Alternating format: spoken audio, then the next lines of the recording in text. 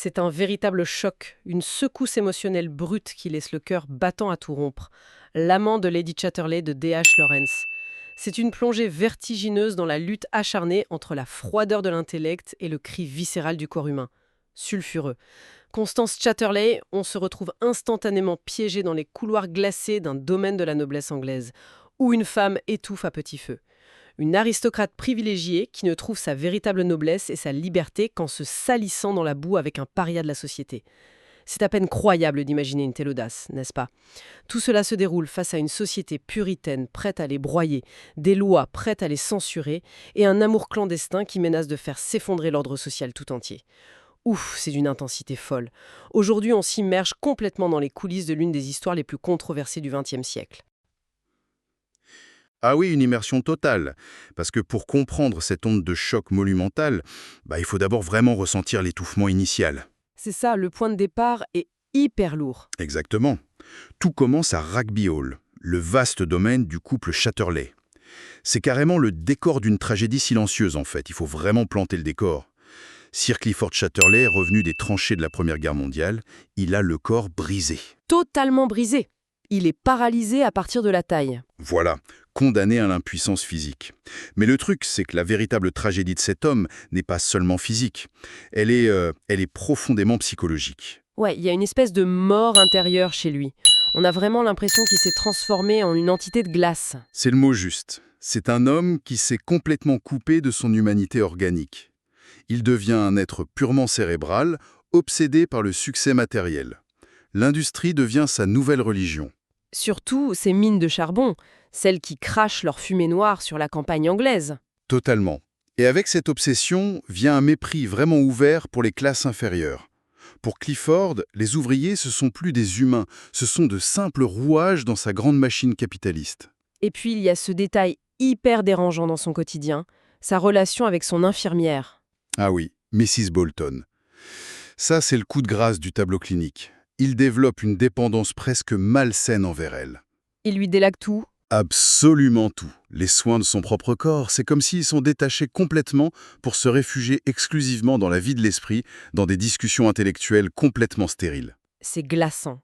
Et au beau milieu de cette froideur métallique, il y a Constance. On ressent presque physiquement son dépérissement. Elle étouffe. Exactement. La vie à Rugby Hall est une mort lente pour elle.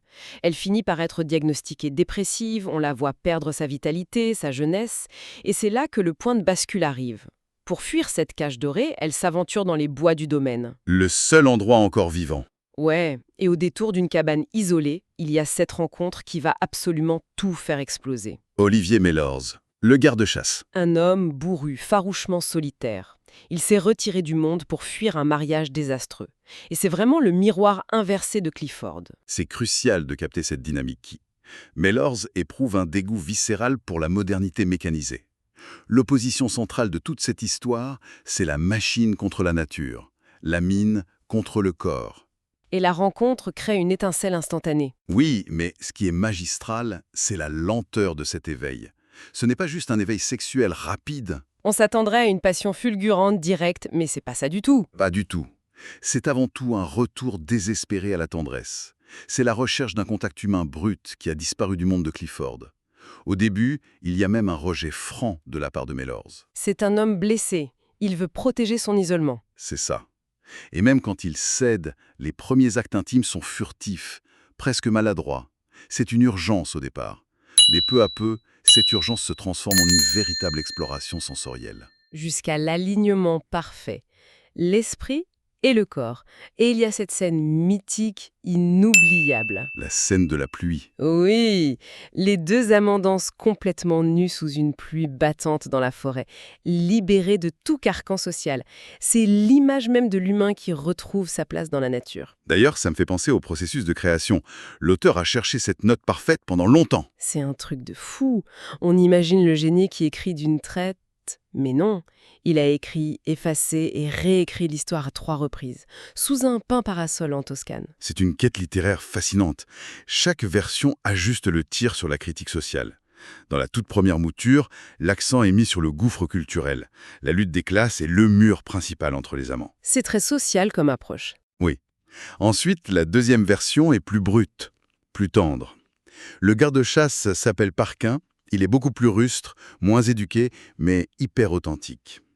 Constance y est plus innocente. Une sorte d'apprivoisement animal, très organique. Voilà.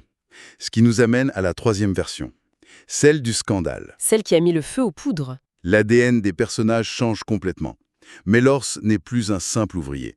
C'est un ancien officier, il parle plusieurs langues, il lit. Et pourtant, il parle en patois avec elle. Oui, c'est un choix délibéré de sa part, une provocation pure et simple pour défier l'ordre bourgeois. Et Constance a perdu son innocence.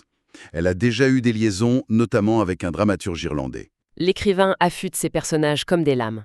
Il donne à Mellors les armes intellectuelles pour affronter Clifford. Il frappe la société là où ça fait mal. Et le coup a porté. C'est devenu littéralement explosif. Tu m'étonnes. L'histoire sort d'abord sous le manteau à Florence en 1928. C'est la panique générale. L'œuvre devient un objet de contrebande, traquée, saisie, interdite pendant plus de 30 ans. 30 ans de censure totale. C'est le début d'un affrontement titanesque entre l'art et la morale institutionnelle. Et le sommet de cet affrontement, c'est à Londres. En 1960, à l'Old Bailey, la maison d'édition Penguin Books se retrouve au banc des accusés pour avoir osé publier l'œuvre au Royaume-Uni. Le premier gros test pour la nouvelle loi sur les publications obscènes. Et l'anecdote du procureur Mervyn Griffith-Jones est hallucinante. Avec un sérieux imperturbable, il demande au jury « accroche-toi bien ». Je l'adore celle-là. Il demande « est-ce un livre que vous aimeriez avoir chez vous ? Est-ce un livre que vous aimeriez que votre femme ou vos domestiques lisent ?» Mais c'est tellement absurde en 1960. C'était censé choquer, mais ça a juste provoqué des rires dans la salle. Ça a montré à quel point l'élite judiciaire était déconnectée de la réalité. Une mentalité victorienne totalement morte. Et la défense sort l'artillerie lourde, surtout le professeur Richard Hogarth. Le tribunal était obsédé par les fameux mots de 4 lettres, les mots considérés tabous. La fameuse vulgarité. Voilà. Et Hogarth fait une plaidoirie magistrale. Il explique que ces mots très crus sont purifiés par l'amour des personnages. Ils sont utilisés pour échapper aux euphémismes lâches de la société. Une défense magnifique dans l'intégrité de la langue. Ça a marché. L'acquittement a libéré l'édition britannique. Mais le combat continue ailleurs, au Québec par exemple. Ah oui, la loi Fulton au Canada. Ça permettait de saisir des publications obscènes. Au Québec, il y avait une alliance redoutable entre la religion catholique et la justice. Ils étaient terrifiés par quoi? La chair. La chair menaçante, des scènes de sexualité épanouie, hors mariage, et qui transgressent les classes sociales. C'était inacceptable. Une menace directe pour l'ordre moral. Le livre est condamné localement. Il a fallu que ça monte jusqu'à la Cour suprême du Canada en 1962. Et c'est passé de justesse, 5 juges contre 4. Sur le fil du rasoir. Mais on doit quand même aborder un aspect beaucoup plus lourd de cette œuvre. Dans cette magnifique quête de tendresse, il y a des zones d'ombre profondément troublantes. C'est essentiel d'en parler, oui. Avec une grande neutralité. Le récit contient des notations racistes et antisémites vraiment dures. C'est un malaise ancré au cœur de l'histoire. Souvent lié au thème de l'argent et du pouvoir industriel, d'ailleurs. Exactement. Constance elle-même compare une vanité froide à celle du, je cite, « juif le plus bas ». Et lors d'une dispute violente, elle attaque Clifford en le traitant de profiteur de guerre ou de juif. Et le narrateur lui-même s'en aigle. Il compare le diable à un banquier juif. Mais il y a aussi la crudité terrifiante de Mellors. Oui, dans un discours très froid, il affirme que seules les femmes de couleur peuvent suivre l'homme dans la sensation physique naturelle. Mais juste après, il dit une atrocité. Il justifie de s'en tenir éloigné en déclarant que ces femmes sont comme de la boue pour eux, les Blancs. C'est d'une violence absolue. Et ce qui frappe, c'est que la narration ne vient jamais le contredire. Il n'y a aucun contrepoids moral dans le récit. C'est la grande question de cette œuvre. Le narrateur assume ses propos. On a un hymne merveilleux à la connexion humaine universelle, et en même temps, cette même voix véhicule les préjugés les plus excluants de l'époque. C'est le paradoxe total. Ça rend la lecture vertigineuse. Mais si on regarde comment cette chair et cette rébellion ont été portées à l'écran, les adaptations apportent encore une autre dimension. Ah, le cinéma s'en est donné à cœur joie. Chaque génération y trouve un écho. Le film de Pascal Ferrand en 2006, par exemple. Avec Marina Hans, un chef-d'œuvre. Le choix brillant de Ferrand, c'est d'avoir adapté la deuxième version de l'histoire, celle avec Parkin. La version plus rustre, plus liée à la nature. C'est une célébration de la lenteur. La caméra capte la boue, la lumière, l'apprivoisement silencieux. C'est très organique. Et plus récemment, en 2022, Lord Clermont-Tonnerre propose une révolution moderne de l'œuvre. Avec Emma Corrin, dans le rôle de Constance, une artiste non-binaire, ça apporte une charge politique incroyable. Les derniers tabous visuels sautent. On a une nudité et une authenticité impressionnantes. Et pour y arriver sans voyeurisme, ils ont utilisé des coordinateurs d'intimité. C'est génial ça. Chorégraphier l'intimité pour protéger les acteurs. Du coup, la fameuse scène sous la pluie devient un acte viscéral de rébellion féministe, une vraie revendication vitale face à la société moribonde de Rugby Hall. Mais tout ça, cette belle rébellion, ça nous amène au suspense insoutenable de la fin. Parce que la bulle éclate, le monde réel reprend ses droits avec brutalité. Constance découvre qu'elle est enceinte de Mélors. La promesse d'une vie nouvelle. Une promesse clandestine, surtout. Ils sont brutalement séparés. La femme de Mélors, Bertha Coates, refait surface et détruit tout. Elle déverse des rumeurs pour le faire renvoyer. Et Clifford oppose un mur de glace. Il refuse catégoriquement le divorce pour sauver les apparences de la noblesse. L'avenir des amants est suspendu dans le vide. Est-ce que cet amour né dans la boue va survivre au poids de la société au cou ? Je ne vous donnerai pas la réponse aujourd'hui. Il faut vivre l'histoire pour comprendre cette tension. Et ça nous laisse sur une réflexion philosophique incroyable. À la même époque, le philosophe Henri Bergson suggérait que la vraie libération, ce n'est pas de défier les tribunaux, c'est de créer son soi par soi-même. Tirer l'enrichissement de nos propres profondeurs. Exactement. L'enjeu ultime ne peut être pas de détruire la société, mais de réussir cette alchimie intérieure.